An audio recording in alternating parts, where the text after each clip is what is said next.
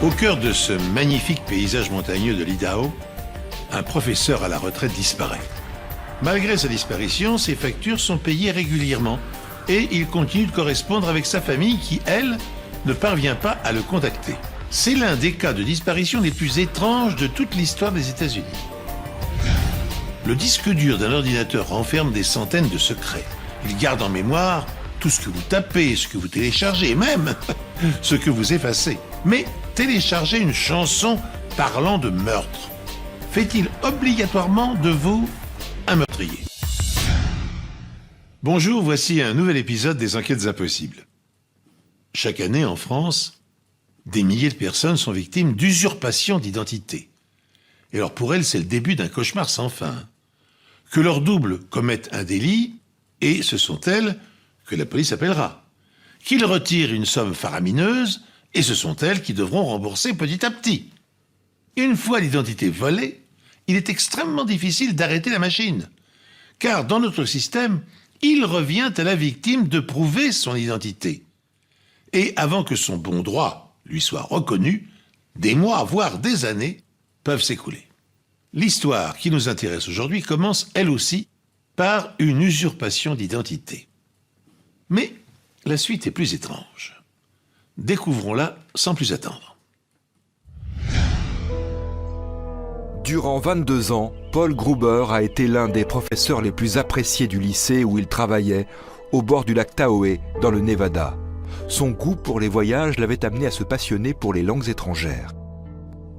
Il adorait voyager et parler la langue du pays. Il en parlait énormément. L'un des grands avantages quand on apprend des langues étrangères est que ça vous permet de voyager à travers le monde en toute indépendance. Je suis allée au Mexique avec lui durant ma première année de lycée.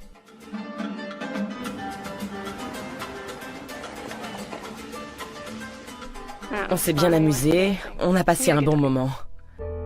À 50 ans à peine, Paul Gruber hérite d'une importante somme d'argent et il quitte l'enseignement.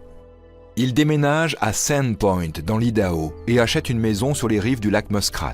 C'est un endroit paisible qu'il aimait beaucoup. Quand j'ai visité Sandpoint, j'ai su pourquoi il s'y plaisait. C'était la même ambiance qu'au lac Tahoe. En 1993, peu après Noël, Paul envoie, comme à son habitude, une carte d'anniversaire à son petit-fils de 3 ans. Mais sa fille va immédiatement remarquer que cette carte est différente de toutes les autres. C'était une lettre très brève et tout à fait quelconque. J'ai trouvé ça bizarre, ça ne lui correspondait pas. Quelque chose n'allait pas. J'ai sorti d'anciennes cartes d'anniversaire et j'ai comparé l'écriture. Pour moi, la signature n'était pas la même. Shelley laisse des messages sur le répondeur téléphonique de son père chez lui dans l'Idaho. Mais contrairement à son habitude, il ne la rappelle pas. Shelley décide alors d'appeler la police pour lui demander de rendre visite à son père. Les policiers ne trouvent personne à son domicile et ne relèvent aucune trace d'effraction. Cependant, à l'intérieur, tout a pratiquement disparu. Il n'y avait absolument plus aucun objet personnel. Ses vêtements, sa brosse à dents et sa brosse à cheveux avaient été emportés. C'était totalement vide. On aurait dit que personne n'avait vécu là ou que cette maison était allouée. La chaîne IFI, les équipements de valeur, les télévisions, tout avait disparu. Shelley décide de tendre un piège. Elle laisse un faux message sur le répondeur de son père dans lequel elle lui rappelle de ne pas oublier l'anniversaire de son mari. Tu peux nous envoyer l'argent comme convenu ? Je crois qu'elle avait inventé cette histoire pour voir ce qui se passerait. 5 jours plus tard, son père envoie une carte d'anniversaire au mari de Shelley et un chèque de $30.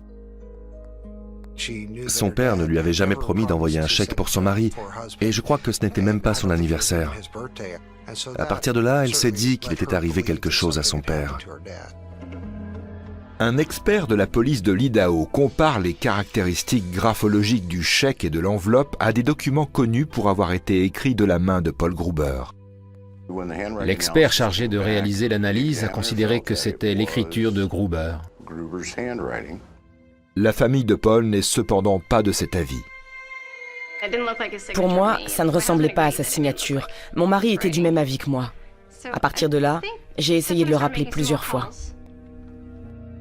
La police vérifie les comptes et constate qu'il a payé ses factures mensuelles en temps et en heure et qu'il se sert de sa carte de crédit pour retirer de l'argent au distributeur.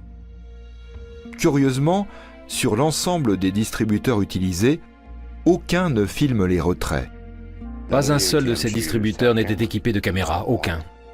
On a trouvé ça plutôt étrange. S'agit-il d'une simple coïncidence ? Et si Paul est en vie, où habite-t-il ? Et pourquoi ne rappelle-t-il pas sa famille ? Paul aurait-il déménagé toutes ses affaires chez une femme dont il s'est soudainement épris et qui habite non loin, ce qui lui permettrait d'effectuer quelques allers-retours dans son appartement pour régler les factures et s'occuper de sa correspondance. Plus grave, aurait-il rejoint une secte, ce qui expliquerait son rejet de sa famille et son changement d'attitude dans les cartes qu'il envoie. Mais les sectes ne sont pas connues pour recruter dans ce petit coin tranquille des États-Unis.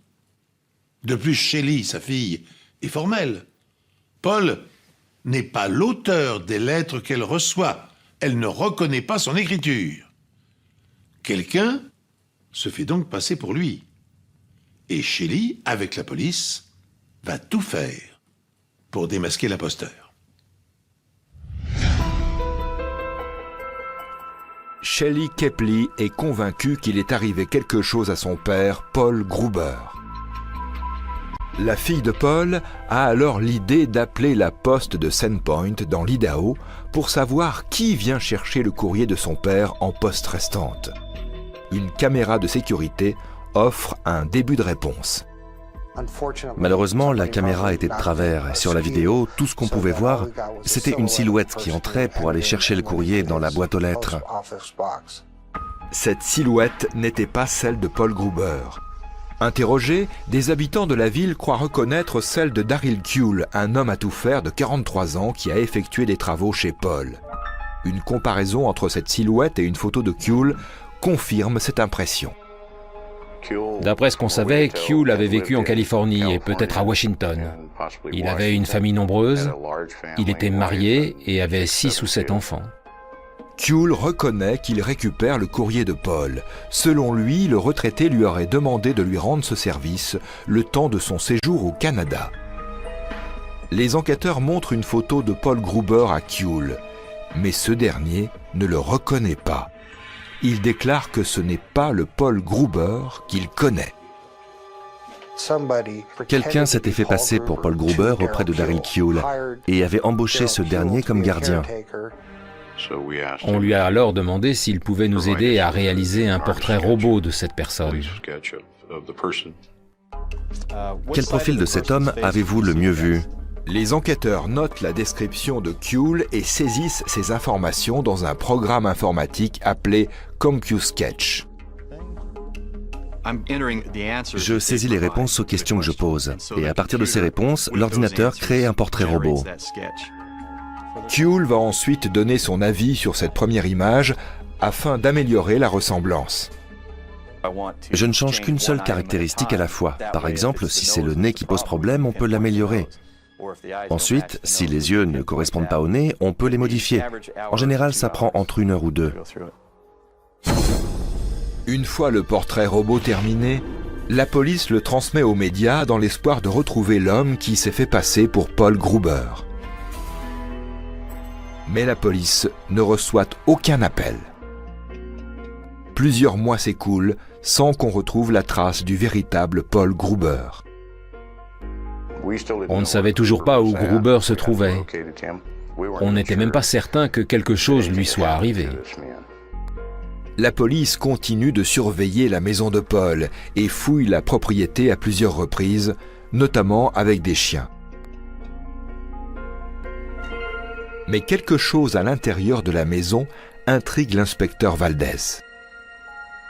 Dans le vestibule, un petit tapis a été collé sur le sol. Ça me rendait fou. Je n'arrivais pas à comprendre comment on pouvait coller un tapis sur du parquet. C'est insensé. Ma femme me tuerait si je faisais un truc pareil.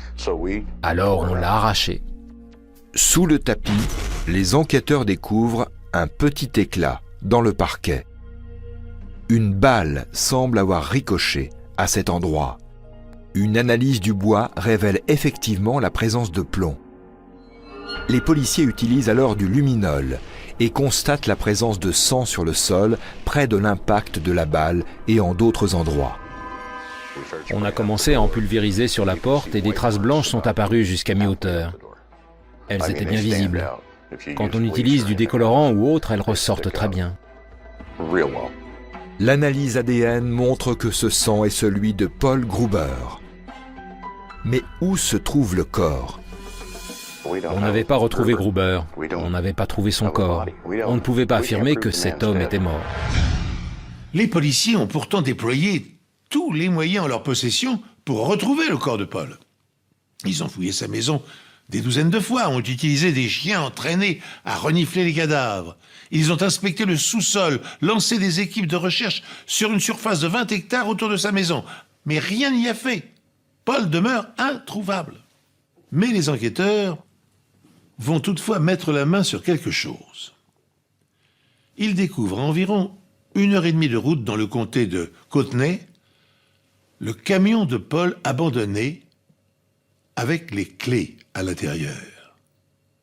C'est peut-être l'élément qui leur manquait. Immédiatement, les experts recherchent des empreintes dans le véhicule. Mais il n'y en a aucune, pas même celle de Paul. L'enquête repart à zéro. Selon Daryl Kuehl, un homme à tout faire de 43 ans, cet individu s'est fait passer pour Paul Gruber et l'a engagé pour surveiller la propriété avant de partir en vacances. Il s'agit manifestement d'un imposteur. Et personne n'a eu de nouvelles du véritable Paul Gruber depuis des mois. Ils ont poursuivi l'enquête. La toute première chose qu'ils voulaient retrouver, c'était un corps. Ils ont tenté d'imaginer où pouvait se trouver le cadavre de Paul Gruber. Daryl Kuehl est un homme respecté qui n'a jamais eu affaire à la justice. Pourtant, lors d'une vérification de sa situation financière, la police constate qu'il a récemment déposé plus de 20 000 $ sur son compte courant. Ces sommes correspondent à des retraits d'argent effectués sur le compte de Paul Gruber. Kuehl reconnaît avoir transféré l'argent de Paul sur son compte pour pouvoir régler les factures en son absence. Pour moi, rien dans tout cela ne sonnait vrai. J'ai beaucoup d'amis et je ne m'imagine pas payer des factures de 350 ou 400 € pour leur rendre service. Les cartes d'anniversaire et les chèques que Paul Gruber a envoyés à sa famille durant son absence sont les seuls éléments dont disposent les enquêteurs. Un expert avait conclu que l'écriture sur les cartes d'anniversaire correspondait bien à celle figurant sur des documents connus pour avoir été écrits de la main de Paul Gruber, mais la famille de Paul n'était pas de cet avis. J'étais certaine que ce n'était pas son écriture. C'est difficile de contredire un expert, mais pour moi, il se trompait. Ces documents sont donc envoyés à un autre expert afin d'avoir un deuxième avis. J'ai regardé à quoi ressemblait sa signature, quelles étaient ses principales caractéristiques. Puis j'ai examiné le document qui faisait débat, et il ne m'a pas fallu très longtemps pour affirmer que c'était un faux. Sa conclusion la plus catégorique concerne le P majuscule.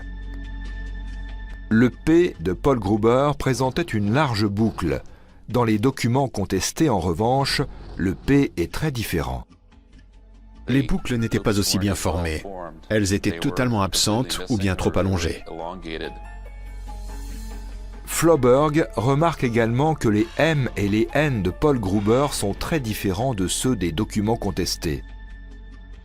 Il en conclut que Paul ne peut en aucun cas avoir écrit ces documents.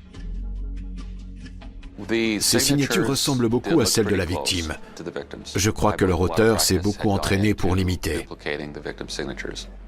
La difficulté pour lui est qu'il y a beaucoup plus de mots sur une carte d'anniversaire ou dans une adresse. Floberg examine ensuite l'écriture de Daryl Kuehl afin de voir s'il a pu rédiger les chèques et les cartes d'anniversaire. Il remarque que la boucle du P majuscule et d'autres majuscules de Kuehl sont identiques aux lettres de la fausse signature. Et le F de Kuehl est pratiquement identique à celui de la fausse signature. Vous pouvez vous exercer autant que vous voulez. Il est très difficile de parvenir à imiter l'écriture de quelqu'un. L'auteur des chèques falsifiés ne pouvait être que M. Kuehl. C'est lui qui avait écrit l'adresse sur les enveloppes et signé les cartes. Les enquêteurs fouillent la propriété de Daryl Kuehl et découvrent des éléments compromettants. On a trouvé une porte secrète à l'étage. Et là, on a découvert une combinaison de camouflage de type militaire, des vêtements sombres, des étoiles ninja et un katana, un genre de grand sabre. Ça ne correspondait pas à l'image du bon père de famille mormon que véhiculait Daryl Kuehl. Ils vont aussi trouver des outils, des meubles et même un bateau qui sont tous identifiés comme appartenant à Paul Gruber. On a trouvé une petite mallette. Elle contenait ses vêtements du dimanche et un grand couteau de boucher. Ça nous a semblé très étrange. Et au milieu de tout ça, on a retrouvé une facture d'électricité de Paul Gruber. Une découverte est encore plus compromettante. Ce pistolet de calibre 22 doté d'un silencieux bricolé. L'utilisation d'un silencieux est interdite en raison de l'altération des preuves balistiques qu'elle peut induire. Les traces microscopiques laissées par le canon sur la balle sont généralement modifiées lorsque le silencieux n'est pas dans l'axe. Il est donc extrêmement difficile, voire impossible, de comparer une balle par rapport à un canon lorsque l'arme a été utilisée avec un silencieux. Et les enquêteurs n'ont toujours pas retrouvé le corps de Paul Gruber.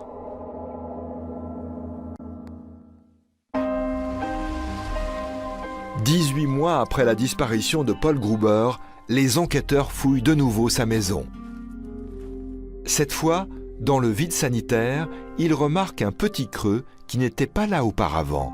La terre s'est apparemment tassée. Ça nous a pris 2 jours. On a passé au tamis des seaux de 20 litres remplis de terre et on a progressé centimètre par centimètre. Chaque carré du treillis faisait 60 centimètres de côté. On a fini par trouver quelque chose qui ressemblait à un matelas gonflable. Et il y avait bien un corps enroulé dedans. Le corps est identifié comme étant celui de Paul Gruber. Il a été tué de 4 balles. Enfin, après 21 mois d'enquête et de travail acharné, la police met la main sur le corps de Paul Gruber. Cette découverte, les enquêteurs la doivent à un charpentier. Ils avaient appelé l'artisan pour qu'il étudie la maison de la victime et pour qu'il leur signale toute trace de travaux récents, des travaux qui auraient permis par exemple de créer une cachette pour un corps.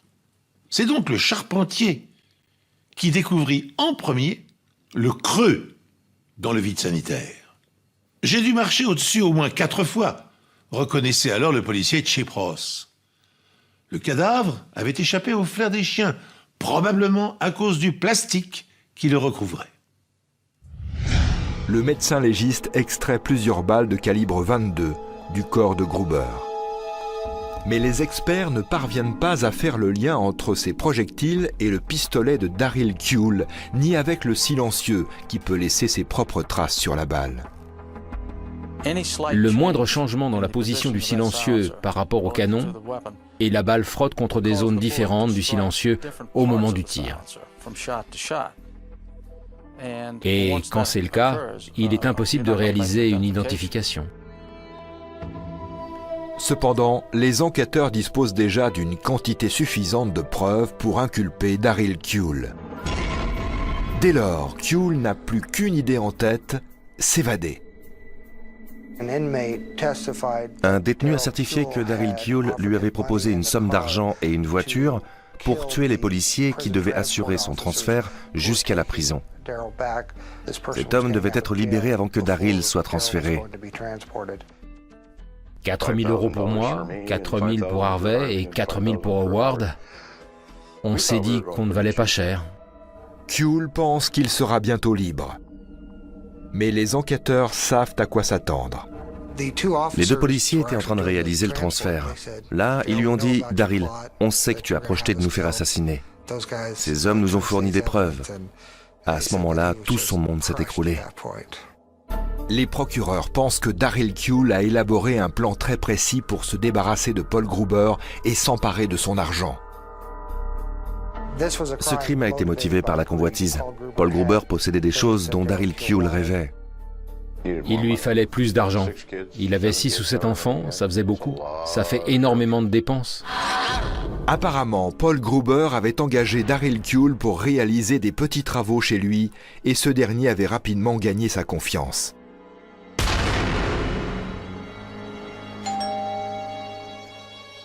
Les procureurs pensent que quelques jours après Noël, Kuehl s'est rendu chez Paul et l'a tué de 4 balles avec son pistolet de calibre 22.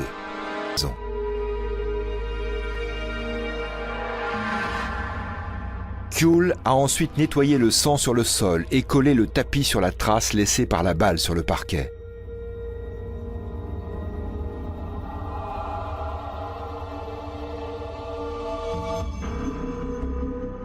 Dès lors, Kuehl a eu tout le loisir d'accéder aux documents personnels de Paul Gruber, à sa carte de crédit, ses codes personnels, son carnet de chèques et même son numéro de sécurité sociale. Bref, il avait tout ce qu'il lui fallait sous la main pour se faire passer pour Paul. Il a commencé à rédiger des chèques au nom de sa victime et à retirer de l'argent sur son compte en banque. Ces faux documents ont certes trompé un expert en graphologie, mais pas la fille de Paul, qui s'est tout de suite aperçue que ce n'était pas l'écriture de son père. Elle a alors imaginé un piège et laissé un message sur le répondeur de son père, prétextant lui rappeler le soi-disant anniversaire de son gendre. Kuehl a immédiatement mordu à l'hameçon et envoyé une carte de vœux à son gendre, dont ce n'était pas en fait l'anniversaire. Dans cette affaire, il n'y a pas eu qu'un simple homicide. Il y a aussi eu une usurpation d'identité. Après son forfait, le meurtrier a pris l'identité de sa victime. Il a utilisé ses comptes, payé ses factures et continué à rembourser son crédit immobilier. Il a rédigé des chèques et même envoyé des cartes de vœux à ses petits-enfants. Il a usurpé l'identité de la victime afin de continuer à lui dérober de l'argent. Lors de son procès, Daryl Kuehl affirme qu'il est innocent. Il nie avoir utilisé le chéquier de Paul et avoir envoyé des cartes d'anniversaire à sa famille. Pour soutenir sa thèse, il invoque les conclusions du premier graphologue. Les procureurs vont alors requérir une expertise des timbres collés sur les enveloppes des cartes d'anniversaire. Un frottis est donc réalisé sur l'envers des timbres et de la salive est collectée. L'ADN qu'elle contient correspond à celui de Daryl Kuehl. Il y a à peu près 1 million d'habitants dans l'Idaho. Alors quand vous retrouvez l'ADN d'une personne sur 1 million, quand bien même toutes ces personnes seraient suspectes, c'est une preuve irréfutable. Lorsque j'ai appris qu'une expertise génétique avait corroboré mes conclusions, j'ai ressenti un sentiment de grande satisfaction. À l'issue d'un procès de 3 semaines, Kuehl est reconnu coupable d'homicide volontaire, vol qualifié et faux et usage de faux. Il est condamné à 25 ans de prison ferme. Au départ, on était sceptiques, mais les analyses graphologiques nous ont montré qu'il fallait continuer de creuser. Ensuite, on a trouvé des traces de sang qui nous ont confirmé qu'on était en présence d'une scène de crime et qu'on tenait une piste. Pour finir, il y a eu les expertises génétiques. Là, ça a été l'estocade finale. De sa prison à Kuna, dans l'Idaho, Kuehl, âgé aujourd'hui de 63 ans, continue de clamer son innocence. Il prétend que le vrai criminel est l'homme qu'il a engagé pour faire quelques petits travaux et qui s'était fait passer pour Paul. Selon Kuehl, cet imposteur aurait minutieusement préparé son coup. Il aurait justement demandé à Kuehl de s'occuper des factures du vrai Paul afin de le faire accuser si jamais le corps venait à être découvert. Mais toutes les demandes de procès en appel de Kuehl ont été rejetées. Lors de son premier procès, un codétenu du criminel avait témoigné à la barre. Il assurait que Kuehl lui avait confessé son meurtre et il donna des détails que seul l'assassin pouvait connaître, comme la couleur de la couverture dans laquelle le corps de la victime avait été placé. Eh bien, venons-en maintenant à notre seconde affaire. connaît-on vraiment les gens qui nous entourent? Derrière le masque qu'elle présente en société, chaque personne a ses petits secrets, ses zones d'ombre. Ainsi en était-il du couple que formaient April et Justin Barber. Pour leurs amis, leur famille, ils reflétaient l'image du bonheur, de la réussite. Mariés depuis 3 ans, bénéficiant tous les deux d'une situation professionnelle confortable, le couple avait tout pour être heureux. Ils étaient beaux, jeunes et avaient la vie devant eux. Il ne manquait plus qu'April fût enceinte pour que leur bonheur soit réellement parfait. Et pourtant, en creusant dans leur vie, les policiers vont voir que la belle façade qu'offrait le couple s'effritait petit à petit. Et récupère sa voiture pour chercher des secours. À quelques kilomètres de là, il arrête un automobiliste. Quelle est votre urgence? Un homme est blessé. Il est conscient? Pour l'instant, oui. Il a été blessé par balle? Je ne sais pas, soit ça, soit poignardé. Je peux pas dire. Justin informe les ambulanciers qu'April est en bas sur la plage. Mais à leur arrivée, elle est morte, abattue d'une balle en pleine tête. J'ai été prévenue que ma sœur avait été abattue. Ça a été le choc. Je ne me serais jamais attendue à ça. Aux urgences de l'hôpital, les médecins soignent Justin, qui a reçu 4 balles.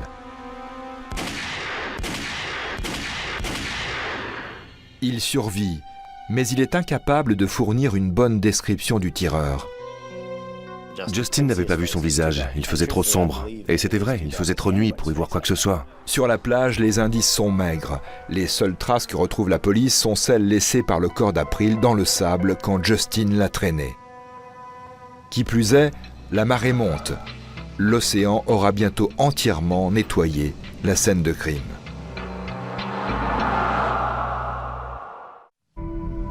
À première vue, il s'agit d'une tentative de vol qui a mal tourné.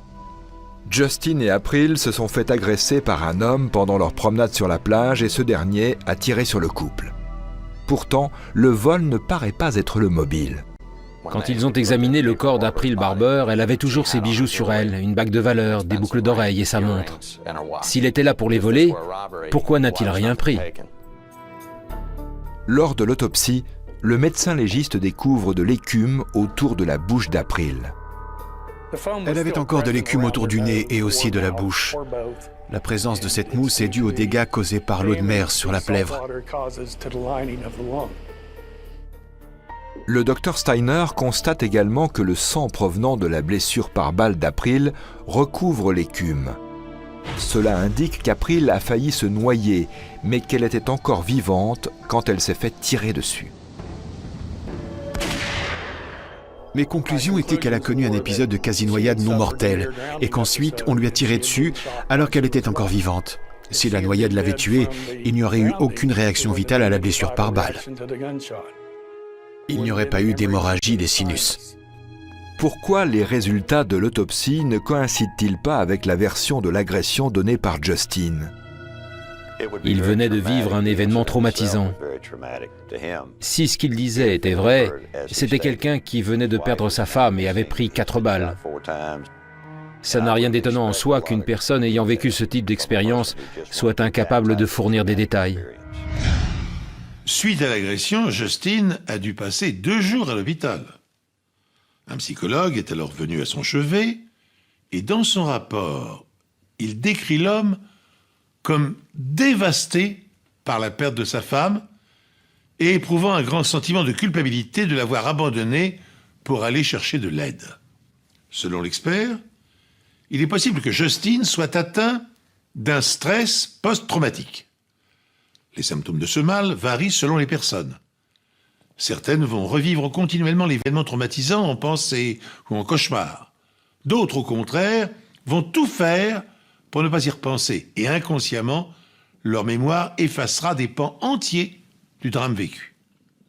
Selon les individus, le stress post-traumatique peut durer des semaines ou des années. Mais généralement, au bout de 1 ou 2 ans, les symptômes disparaissent d'eux-mêmes. Justin Est-il donc victime de ce trouble? Et si oui, la mémoire lui reviendra-t-elle? C'est en tout cas ce qu'espèrent les enquêteurs. Une fois remis de ses blessures, Justin parvient à fournir une description plus précise de l'agresseur. Grâce à celle-ci, la police dresse le portrait robot de l'homme. Il était plus grand que moi. Plus lourd aussi, mais pas gros. Il était simplement costaud. Et il portait un t-shirt foncé. Il était ample. Il avait quelque chose sur la tête, une casquette foncée. Le portrait robot ressemble à s'y méprendre à un homme connu de la police locale, David Allen Shuey, 30 ans, arrêté plusieurs fois pour des agressions sexuelles.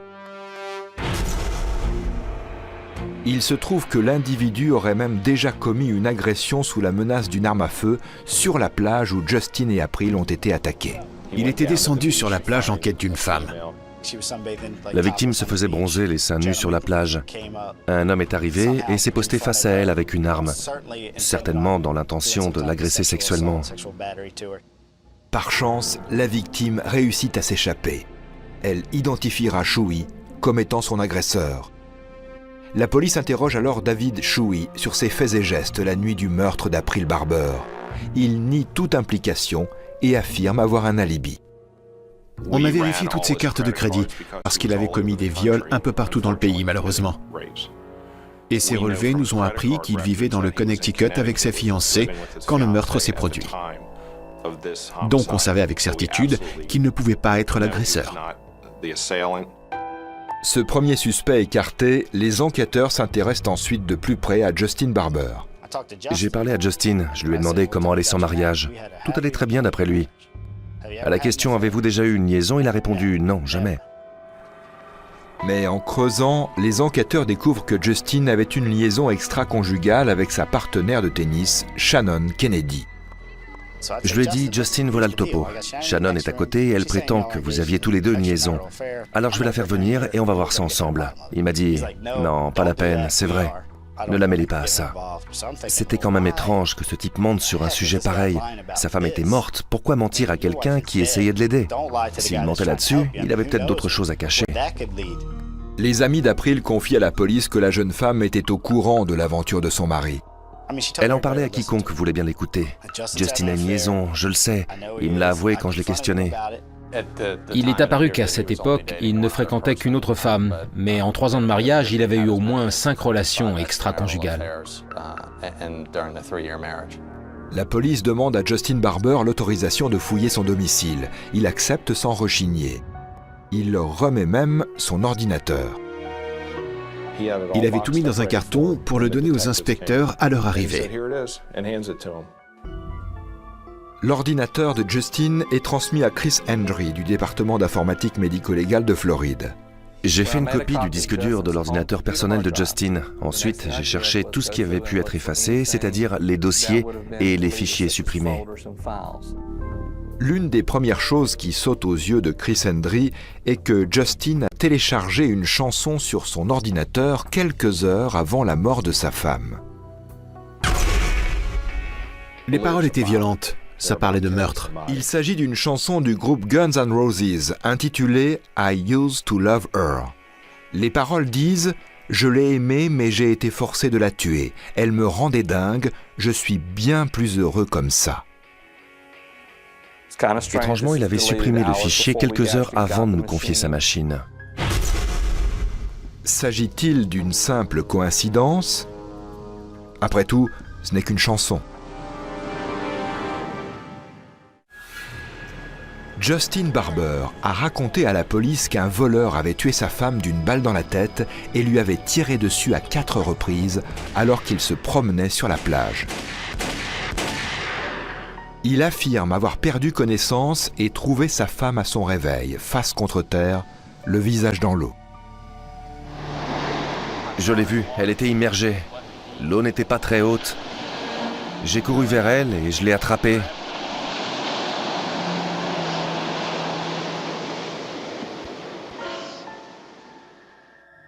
Mais les preuves médico-légales contredisent certains aspects de la version de Justin. Elle avait des traces d'abrasion, de petites abrasions sur la clavicule, près de l'oreille et sur la nuque. Ces traces permettaient de penser qu'on avait exercé une force ou une pression à ces endroits de son corps. Pouvait-on imaginer que quelqu'un lui avait maintenu la tête dans l'eau? Oui. Et dans l'ordinateur de Justin, les experts en informatique de la police trouvent un mobile potentiel.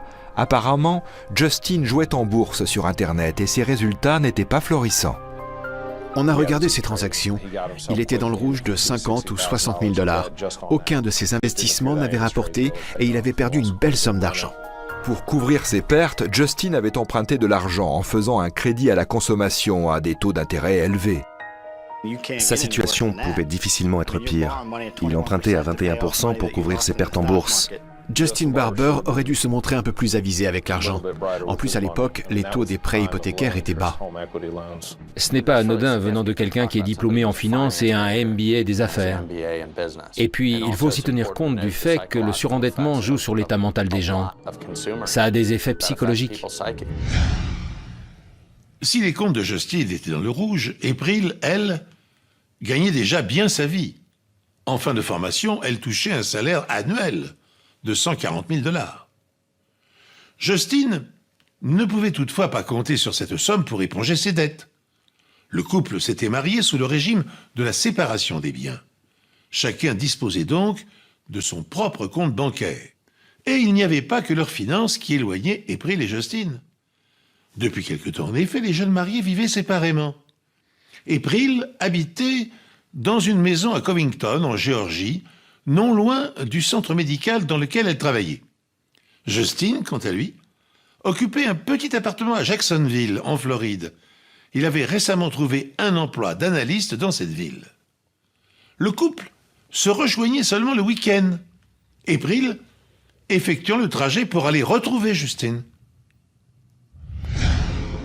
Autre fait troublant, les enquêteurs découvrent qu'April avait souscrit une assurance vie de 2 millions de $. Cette assurance devait servir à l'origine à protéger son jeune frère et sa sœur, dans l'éventualité de son décès. Nous n'avions plus ni notre mère ni notre père. April se sentait responsable de nous. Elle voulait nous protéger au cas où il lui arriverait quelque chose. Justin était au courant pour cette assurance. Il savait que c'était la raison principale qui l'avait poussé à la prendre. Mais sur le papier, Justin en est l'unique bénéficiaire, ce qui signifie qu'il peut faire ce qu'il veut de cet argent. Est-ce cela qui l'a poussé à tuer sa femme ? Et à se tirer ensuite 4 balles dans le corps pour couvrir son crime ? C'était risqué, mais certaines personnes sont prêtes à tout pour 2 millions. Au moyen d'une lampe à UV, Jerry Findlay, expert de la police scientifique spécialisé dans la reconstitution des scènes de crime, examine la chemise portée par Justin le soir du meurtre. Il y avait des résidus de tir visibles dessus, ou du moins ça y ressemblait. Je voulais voir leur étendue et leur orientation à la lumière ultraviolette. La présence de résidus de tir n'a rien d'étonnant si Justin se trouvait à proximité de son agresseur. En revanche, la localisation des blessures sur le corps de Justin a quelque chose d'étrange. Une balle a traversé sa main gauche. Les 3 autres l'ont atteint à des endroits notablement éloignés de tout organe vital et des os. C'est une coïncidence troublante. Pour moi, la localisation des blessures n'était pas cohérente avec une agression, ni avec une lutte. Quand vous êtes capable de tuer quelqu'un et de tirer 4 fois sur une autre personne, vous ne laissez pas de témoin. Les enquêteurs font aussi analyser les vêtements d'April et mettent le doigt sur une autre incohérence. Justin affirme avoir porté le corps d'April sur 90 mètres jusqu'en bas des escaliers après que leur agresseur leur a tiré dessus. Une des balles l'avait atteint à la main gauche. Donc sa main devait saigner, et même abondamment. On aurait dû retrouver du sang partout sur le haut d'April Barber, au niveau de la taille et sur son pantalon. Cela n'a pas été le cas. Si elle s'était fait tirer dessus, elle aurait dû saigner. Or, elle n'avait pas de sang, ni sur le corps, ni sur ses vêtements. Et lui n'en avait pas non plus sur les siens. C'est suffisamment parlant, je pense. Au vu de la coulée de sang autour de la blessure, les enquêteurs sont capables de dire avec certitude qu'April n'a en aucun cas été déplacé après avoir reçu la balle qui lui a été fatale. Les traces de sang sur April Barber étaient orientées dans une seule direction, côté gauche, où se situait la blessure. Si le corps avait été déplacé et secoué, le sang aurait changé de direction. Enfin, un autre détail intrigue les inspecteurs. Pourquoi Justin n'a-t-il pas utilisé le téléphone mobile d'April qui se trouvait à l'intérieur de son sac à main, dans la voiture? Il aurait pu appeler avec le portable de sa femme, mais il devait se débarrasser de l'arme. Malheureusement, la police ne retrouvera pas l'arme du crime. La route empruntée par Justin était bordée par une épaisse végétation. Mais dans l'ordinateur de Justin, elle va dénicher un nouvel élément de preuve accablant contre le mari de la victime. Un élément presque aussi précieux que l'arme du crime. Les experts en informatique de la police scientifique retrouvent des emails prouvant ces multiples liaisons extra-conjugales ainsi que des relevés financiers qui montrent qu'il était lourdement endetté. Mais ce n'est pas tout. Les mêmes experts s'aperçoivent que Justin a effectué des recherches troublantes sur Internet dans les semaines et les mois qui ont précédé le meurtre d'April. Justin semblait particulièrement intéressé par les blessures par balle non mortelles, notamment du côté droit de la poitrine. Quelles sont les chances qu'une personne ayant entré sur Internet les termes blessure par balle du côté droit de la poitrine se fasse accidentellement tirer dessus à cet endroit 6 mois plus tard? Moi, je n'y crois pas. La théorie de l'accusation est qu'après avoir appris l'infidélité de son mari et ses problèmes financiers, April Barber avait décidé de divorcer. Je crois qu'April Barber connaissait la gravité de sa situation financière. Elle a dit à ses proches que son mariage était voué à l'échec. Elle avait essayé à de nombreuses reprises de le sauver ou d'arranger les choses avec Justin, mais ça n'avait rien changé. L'accusation est également convaincue que Justin cherchait à mettre la main sur les 2 millions de son assurance vie. Alors, il a cherché sur Internet comment se blesser avec une arme à feu sans risquer de causer des dégâts irréparables. Justin pensait que s'il arrivait lui-même blessé à l'hôpital, tout le monde croirait à son histoire d'agression par un voleur. Justin Barber voulait tout avoir. D'après moi, il avait l'intention au départ d'amener lui-même sa femme à l'hôpital dans son véhicule pour passer pour un héros, en même temps qu'une victime. Il aurait encaissé l'argent, tout le monde l'aurait plaint et il aurait continué sa vie normalement. Mais le sort en a décidé autrement. On dit que quand on commet un meurtre, on fait au moins 30 erreurs, et on ne se souvient que de 5. Sa première erreur, ce soir-là, a eu lieu peu après 17h quand Justin télécharge la chanson des Guns N' Roses « I Used to Love Her ». Je l'ai aimée, mais j'ai été forcé de la tuer. La chanson se poursuit ainsi. « Je sais qu'elle me manquera. C'est pour ça que je dois la garder avec moi. Elle est enterrée dans mon jardin. » Justin l'a téléchargée à peine 5 heures avant le meurtre de sa femme. L'expert en informatique Christopher Hendry précise à la police que le jour du meurtre, Justin a téléchargé 15 autres chansons. Parmi celles-ci, on retrouve une autre chanson des Guns N' Roses, November Rain, la pluie de novembre, qui parle d'une rupture amoureuse. Et d'autres encore évoquant le changement de vie, l'excitation, mais aussi la violence. Doit-on y voir la succession des sentiments ressentis par Paul lors de cette nuit fatale? Et pourquoi parmi ces 16 chansons, Paul n'a-t-il effacé que la chanson « Je l'aimais », la seule à parler ouvertement de meurtre? Eh bien, pour les policiers, il ne peut s'agir d'une coïncidence.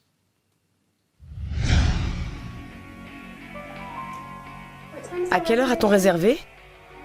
L'accusation pense que pendant le dîner, April a fait savoir à Justin qu'elle voulait divorcer. Après le dîner, Justin a convaincu April d'aller se promener sur la plage, peut-être en lui promettant de poursuivre leur conversation, en faisant semblant d'être d'accord avec elle sur l'idée d'un divorce à l'amiable. Mais son plan a très vite déraillé. Peut-être April a-t-elle eu un pressentiment ou vu son arme. Quelle qu'en soit la raison, il y a eu lutte. Justin l'a maîtrisée et lui a maintenu la tête sous l'eau jusqu'à ce qu'elle perde connaissance. Il l'a ensuite transporté en direction de la voiture. S'il n'y a pas eu transfert de sang, c'est parce qu'aucun des deux ne saignait encore à ce moment-là. Il l'abat ensuite d'une balle mortelle en pleine tête. Le sang entraîné par cette blessure se superpose à l'écume produite par la quasi-noyade. Justin se tire ensuite dessus à 4 reprises. Il prend soin de ne toucher aucun organe vital ni aucun os. Mais la douleur l'empêche de porter le corps d'April en haut de l'escalier comme il avait prévu de le faire initialement. Il doit alors improviser. Il n'a pas d'autre choix que de laisser le corps d'April sur place. Justin se débarrasse de l'arme du crime quelque part le long de la nationale et reprend ses esprits. Il imagine une histoire qui permettrait d'expliquer la présence d'eau dans les poumons d'April. Il roule pendant 15 km et passe devant de nombreuses habitations et commerces avant d'arrêter un autre automobiliste pour lui demander d'appeler les secours. Justin a dit qu'il ne voulait pas sonner à la porte d'une maison pour ne pas risquer de réveiller et effrayer une personne âgée. Enfin, son erreur fatale aura peut-être été de chercher à supprimer de son ordinateur la fameuse chanson des Guns N' Roses qu'il avait téléchargée le jour du meurtre, 1 heure à peine avant de remettre sa machine à la police. C'est dur d'entendre que c'est lui qui a fait ça. J'avais confiance en lui, je l'admirais. Ça me rend triste. Pas un jour ne passe sans que je pense à ma sœur. En juin 2006, Justin Barber est jugé pour le meurtre avec préméditation de sa femme April. Les preuves scientifiques accumulées contre lui sont irréfutables. Il est déclaré coupable et condamné à la prison à vie. Les enquêteurs le décrivent comme l'un des assassins les plus inhabituels et les plus froids auxquels il n'ait jamais été confronté. Les gens comme Justin Barber sont des sociopathes, des êtres narcissiques. Il faut toujours que tout aille dans leur sens. Il voulait s'épargner les stigmates d'un divorce. Il n'y avait pas de tiers témoin de la scène, uniquement la défunte et son meurtrier. C'étaient les 2 seules personnes présentes sur cette plage. Alors toute l'affaire reposait sur les experts. Les indices matériels contenaient toute la vérité. Une fois relevés et analysés, les experts les ont confrontés à la version de Justin Barber et en ont conclu qu'il mentait. Justin, ancien étudiant adulé, athlète star de la faculté au charme et au charisme ravageur, a finalement révélé son vrai visage, celui d'un être narcissique, tueur au sang-froid. Simplement, pour rembourser ses dettes, il a ôté la vie d'une personne exemplaire qui n'aspirait qu'à faire le bien autour d'elle. April s'était en effet tournée vers des études médicales pour venir en aide aux personnes malades. Après le décès de leur mère, elle s'était occupée avec dévotion de ses plus jeunes frères et sœurs.